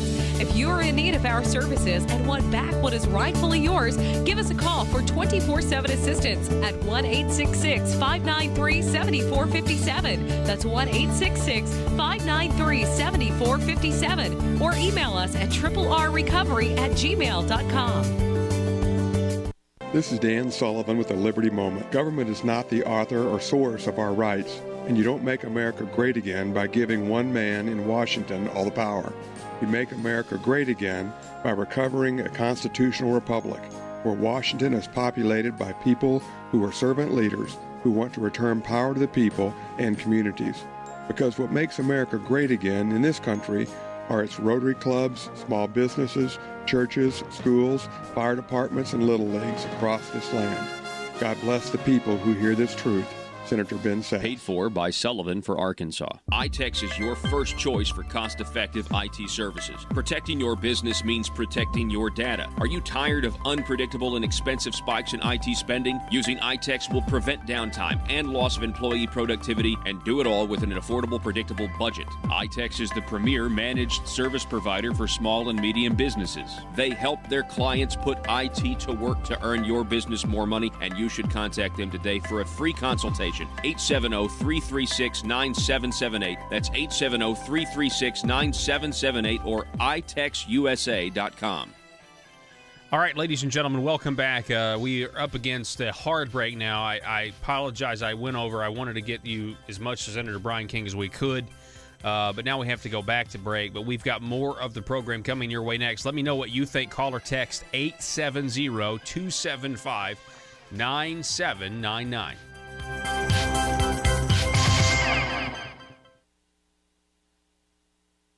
Because it took $50 million a year for the next 5 years out of budget surplus. Well, we got a serious problem if we don't have a budget surplus. Because, what were we paying, like 20% of that matching money? I mean, it was one of those things, it was a no-brainer to take it to fix our highways. And so we've got to come up with that $50 million somewhere. Yeah, wow. And Senator Hickey, who is very bright on those type of things, and Senator Caldwell, Senator Sample, and Senator Standridge all worked on that, had an answer.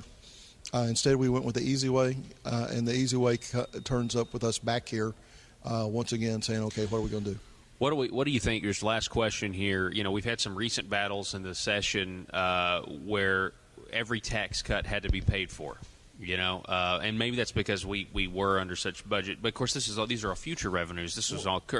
I guess my point is let's just take the veterans' military tax cut, retiree tax cut, $13 million, and we just couldn't absorb that in the budget. And yet last Friday we absorbed $70 million like that. We cut $70 million like that. I want to cut taxes. I want to do it by shrinking the size of government, though. I think that's the responsible thing to do. What do you think? Absolutely. I would like to see more leadership. I ended up just a few minutes ago when this budget thing with the long-term reserve came to the floor. I voted for it. After speaking against it, voting against the budget, the governor asked me personally to vote for it. And that's the thing why I sit here criticizing, and I know all this, from the minute it airs, within 5 minutes it airs, it'll be right back to the governor's office, is I love Asa Hutchinson. I have supported him since the early 80s, have the greatest respect for him. And I think, again, when we did what we did in the House, I think that is so prescriptive of what we're doing. When the Speaker decided that he would appoint, that the answer was for him to appoint all the committees, that wasn't the problem. The problem was that 75 House members voted for that. And the problem, I think we have a great governor. A big part of the problem, let me put it back on us, is we got a legislature who doesn't want to do their job and stand up to the governor. We want the governor to pat us on the head and tell us how wonderful we are and that we're his buddy. When there's times we need to say, Governor, we love you, but we think you're wrong on this. And I think the legislatures as a group is abdicating our responsibility, and it's going to come back to bite us in the rear end, and I think very soon. I couldn't agree with that last statement about responsibility and the authority you guys have and the back and forth that's supposed to take place with the executive and legislative. Senator Alan Clark, I appreciate it, sir. Thank you so much. Thank you so much, Paul. Yes, sir. All right, folks, we're from the Marble Palace. We've got to take a break. Back in just a moment. Busy day to fill you, to catch you up on. Don't go anywhere. Back in a moment.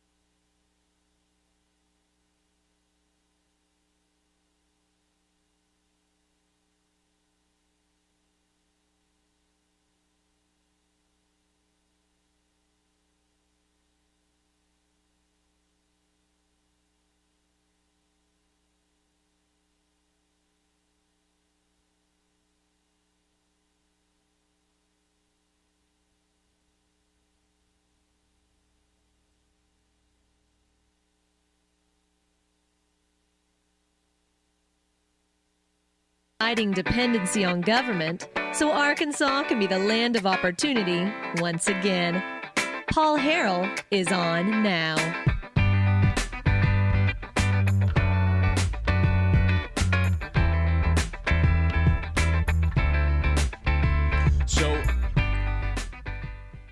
So earlier in the show, we had a little math question. I have always been terrible at math, and I think we can clearly understand that. I mean, if you were listening to that first segment, okay. I mean, I had some questions. My questions were essentially, with the governor's cuts, what does that make? Does that affect, future years? So the governor cut $70 million from an increase. So we got to be clear here. I don't want you to think the governor's actually conservative and cutting anything or shrinking the size of government from what it was. Okay? So he cuts his increase by $70 million, still leaving a $72 million increase in spending for fiscal year 16-17.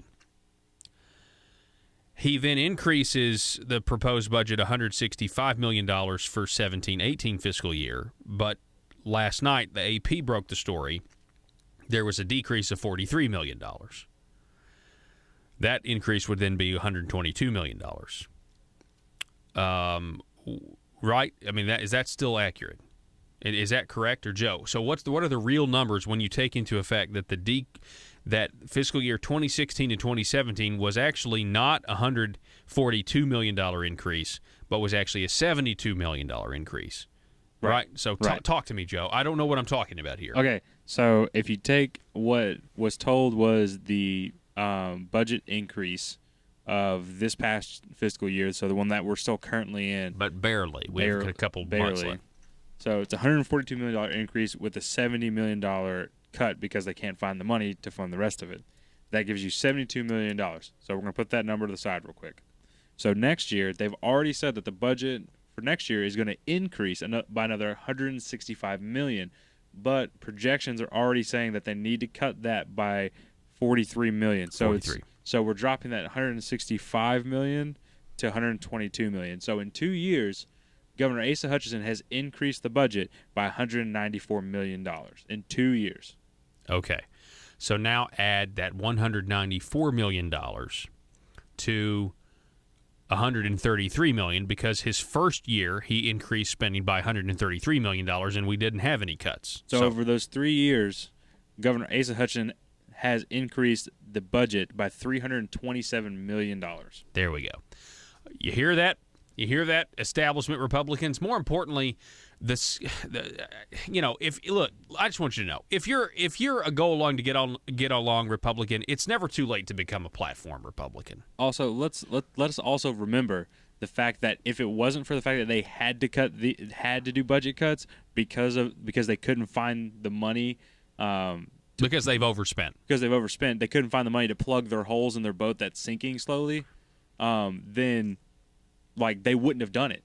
If their boat wasn't sinking, they wouldn't have had to plug the holes by budget cuts. What does it say that they were able to cut 43 and 70 like that? Does that say that they're taking in too much of our money? I mean, right now, the one article that I have, let's get to the most recent one. The $70 million cut was on Friday. The most recent one, this is from Michael Wickline, headline, State Cuts 18 Budget by $43 million. 4 days after announcing plans to cut state general revenue budget for the rest of the fiscal year, officials said Tuesday that they also took $43 million out of the budget for the next fiscal year, which starts July 1st. The cuts are planned even as the state announced record revenue for April. These cuts just reflect the fact that the budget for 2018 will be tight.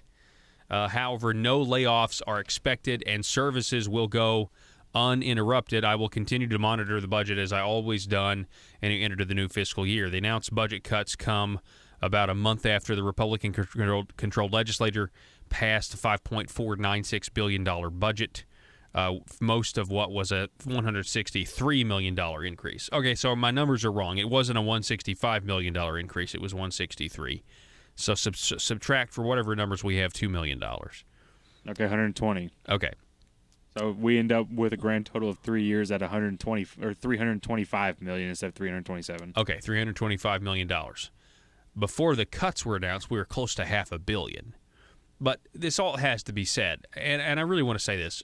Republicans, if you are a go-along-to-get-along Republican and you just want to worship at the power of the governor's office, right, then I just want you to know there's a time, there's always a chance to become a platform Republican and to tell your governor to stop spending us into oblivion, to tell your governor to start actually budgeting like a limited government conservative, and then you need to start voting like one. There's always a chance for redemption. That's right. So anyway, that's what I would say. Just quit with the go-along, get-along stuff. Just because you guys are Republicans doesn't mean that you're not supposed to. Man, the party system's just awful. The more and more I've thought about it. I mean, it really is. There's great opportunities to take control of these county committees.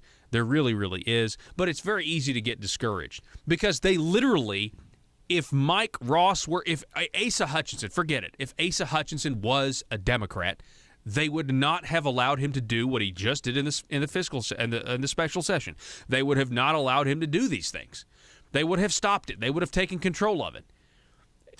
And because they would have been able to point to a list of things in their platform that they say you are inconsistent with this.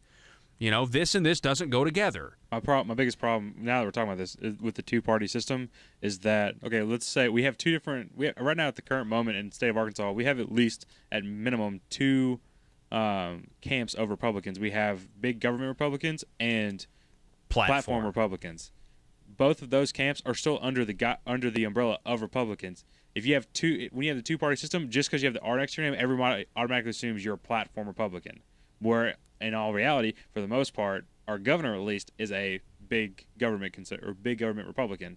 So if we could just it's the same idea over on the left side. Over on the left, there are Democrats. There are the Democrats that are more moderate, like closer to the middle of the line here, and then you have your socialists that are like on the far end. Yeah, and you got everyone in between. It's the same thing on both sides, and then you have people that are truly in the middle. That agree with, like, two-party system in our case, because of how diverse our society is, doesn't work anymore. Like, it just needs, like, it doesn't work. Well, I don't necessarily know. I don't necessarily know about that conclusively. I know that it works better in Texas, for example, than it does here, and there's a reason for it. You know, there's a reason why Texas is more prosperous, and it's because of their policies. And our policies, I mean, there's a reason Texarkana, for example, gets a tax break on the Arkansas side. You know what I'm saying? Let me be clear about something. I don't think that we need to get rid of the two-party system. I think that we need to have, like, within a party, subsets. Does that make sense? Well, they have, they can do their caucuses, this caucus or that caucus. I just think that those who get in leadership are the ones that are backed by the status quo. And there's no reform. There's no bold choices.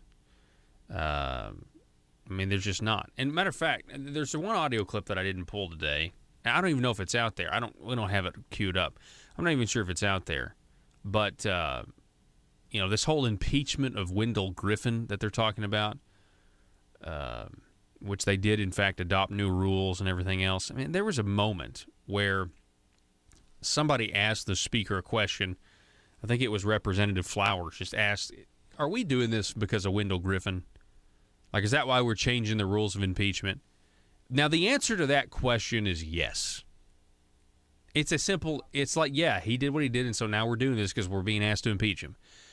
Speaker of the House didn't answer that. He didn't answer as a yes. He actually attempted to deny that. And that to me was amazing. Like, how can you deny that we're changing the impeachment process, which really didn't even exist, setting up the rules? How can you deny that this isn't because Trent Garner is calling for Wendell Griffin's impeachment? And yet there was a denial. I was just like, wow, that's crazy. Just be honest about it and say, yeah. Who cares? You got the majority. Just be honest and say, yeah, this is what it's for. Anyway, it's a whole nother subject. But speaking of math, Joe, I've got to get this article in because I want you to. So there are 320,000 Arkansans on Arkansas Works, Obamacare, Medicaid expansion, ASA Care as of March 31st, okay? More than 320,000 Arkansans. The program was only supposed to have 215,000.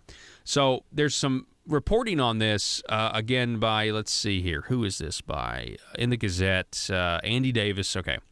And he's reporting on how the Senate passed the work requirements and everything else. It mentions Brian King, quote, this is the Nancy Pelosi thing once again. You've got to vote for this stuff before you can find out what's in it. You have Larry Teague, the Democrat. He says, quote, he voted against it. When you talk about health care in rural Arkansas, if you lose what little health care we've got left, then we've attracted our last job.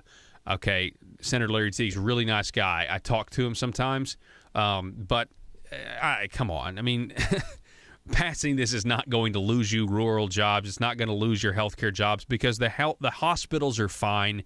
Because there's something called hospital math. This is a new coin. We need to put it in our glossary. Hospital math. It's when you exaggerate your losses for taxpayer money. And, because, the hospital's going to close. It mentions Senator Dismang said the Human Services Department, insurance companies, and healthcare providers would work to encourage enrollees with incomes above the poverty level to sign up for other coverage, either through employer or the federal healthcare insurance exchange. He added their concerns about transition are addressed when the Human Services Department and the Legislative Council with rules implementing the changes. This means that the Department of Human Services will, in fact, control this whole process. You keep going, you keep going, you keep going. Hang on a second. And now we get to the hospital math. Are you ready for this? Now, Joe, you may need a pen for this, but you may not. I mean, it's not going to be. I think I've done the calculations myself. So, but that means, everyone that knows me well knows I'm a terrible, terrible, terrible student of math. If they know me really well, they know I'm also a really bad speller. Okay, I know you're probably worse than me. I don't know. There's a story I could tell you about my spelling. Maybe I will tell it sometime. Maybe not. All right. So the annual savings. Listen to this: restricting Medicaid eligibility. Andy Davis writing this to those at or below the poverty level would save the state at least $66 million from fiscal year 2018. Okay, that's according to projections by DHS. The annual savings would range from $792,000 in fiscal year 2018 to $28.8 million in fiscal year 2021. In a letter dated Friday to the Human Services Director, Cindy Gillespie, from the international law firm Dentons, the Arkansas Hospital Association's chief executive, Bo Rall, he said Medicaid expansion has reduced the cost of hospitals' uncompensated care by about $150 million. Now, first of all, let me make it a point, Joe. Medicaid expansion is a $2 billion a year program. And the hospitals are excited because they get saved $150 million a year in uncompensated care costs. Wouldn't it just be easier to pay the hospitals $150 million? $2 billion? You said 2 point something. No, just $2 billion. I mean, basically, it's $2 billion. That's how much it costs a year. I mean, the premiums alone are over $100 million a month. It's more than that now. That's just the premiums, okay? So $2 billion, would it not make sense? This is not really a part of the equation, these numbers I'm giving you. Would it not make sense, Joe, for if this is all about hospitals, which it is, for us to just give hospitals $150 million a year and not spend the $1.8 billion? I'm just saying it makes a lot more sense. That doesn't, but anyway, we're spending $2 billion to solve a $150 million program or a problem. And I've made this analogy before. That's like being out of gas and instead of just buying a tank of gas, you buy a taxi cab company as your solution. Doesn't make any sense. In a letter, I did some math real quick. Okay, all right. So, Medicaid costs the state, or expansion of Medicaid costs the state $2 billion a year. Well, we're talking. You probably don't know this, but the feds pay 100% now. Yeah. We have to pay 5%, and then eventually 10%, and they're saying eventually 30%. So we don't pay. And it's a cost analysis. Like the state only going to pay 5% this year. Okay. Of that. So let's just take the $2 billion, because that's the thing I did math on. I didn't know that. $2 billion. That's what it costs the state. Just the state of Arkansas, correct? $2 billion. No, that's the feds and the state. Everything. No. What I'm asking is like, just for the state of Arkansas, it's $2 billion, but the feds pay part of it. Yes, that's correct. It's still $2 billion. Yeah, and these are very round numbers. It's not cost. This $2 billion is a very round number. Yeah, what I was trying to say was it's not $2 billion from the state of Arkansas, but it's $2 billion being paid total for the state. Okay. Yeah. Okay. So $2 billion is being paid for the government's paying some of it, and then we're paying the rest of it. Yeah, but we're all federal. I'm a federal taxpayer. You're a federal taxpayer. I'm a state taxpayer. You're a state taxpayer. Okay. I have a thing I want to say, but I'm going to get to that in a second. Okay. So it's $2 billion for the state of Arkansas to run this program with Fed help. Yes. And it saves each hospital. Is it each hospital or just this was a letter from the Arkansas Hospital Association. So they're saying that hospitals, so plural, so probably all of them, $150 million a year, period. Now that's what they've saved. Okay, for all the hospitals. So $150 million a year divided by $2 billion. Okay, that's 7.5%. That's 7.5%. That's not very much. You're not saving.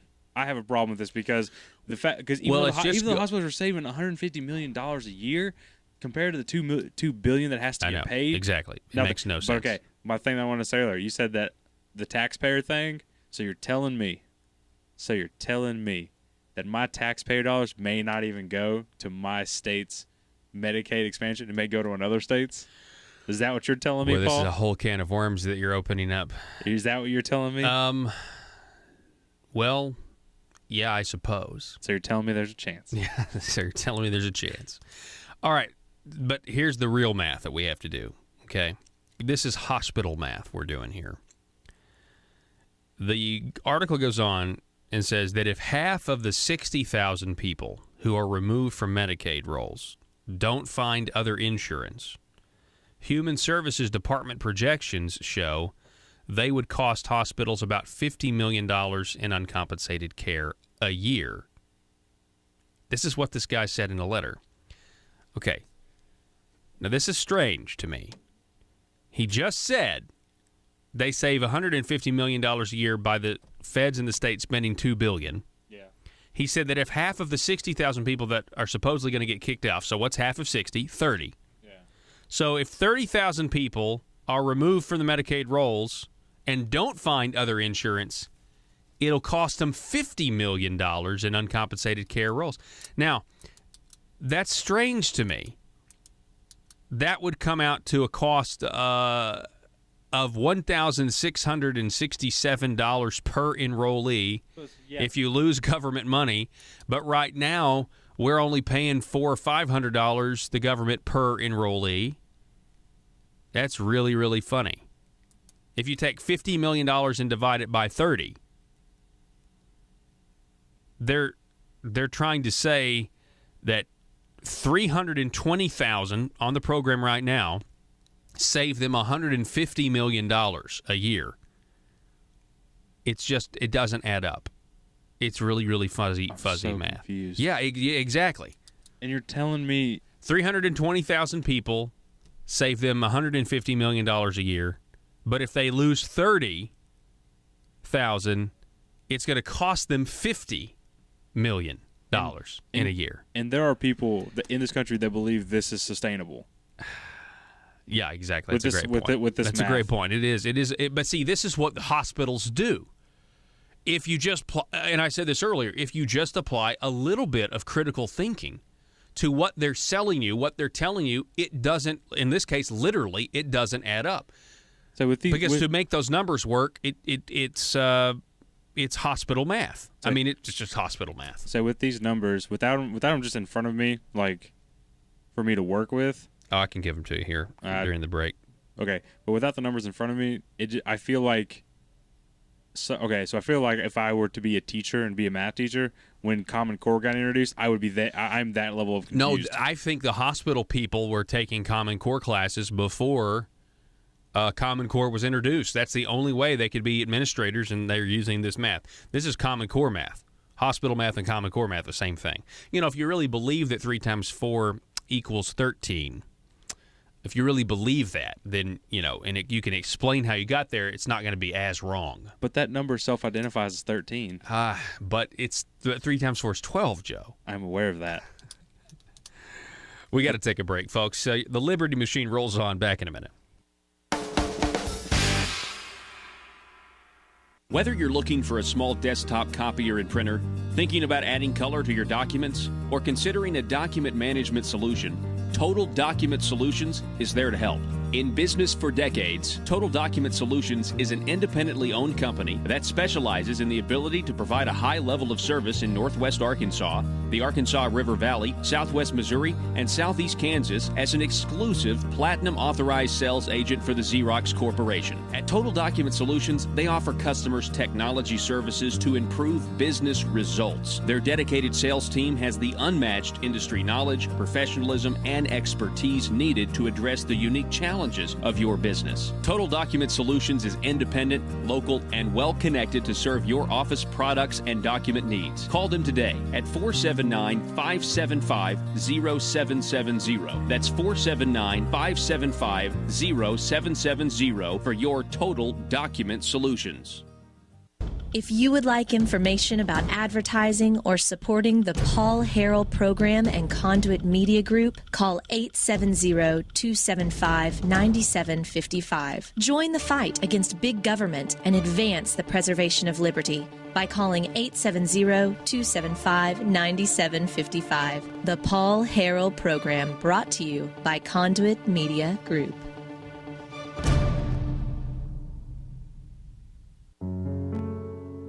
In Arkansas, every single hour there is a politician not getting what they want. For some, it's an absolute nightmare. The sleepless nights wondering if progress will ever come. Lying awake pondering how to grow government in this political climate. Asking questions like, why don't my constituents want to pay a few cents more in taxes? Everyday politicians feel abused and neglected. These politicians are starving for power. They're hungry, confused, and they don't understand why no one seems to care. Will you be a patriot and commit today to help these poor, starved for power public officials? It's simple. All you have to do is commit to stay silent and never dissent or stand in the way of your politicians' rise to power. Never speak up or get engaged to stop the growth of government. By committing to these simple steps, you will ensure that life of your politician will be filled with contentment and the respect they are desperately seeking, as well as campaign contributions from lobbyists. This message brought to you by Aristocrats Serving Arkansas. PHP Parody.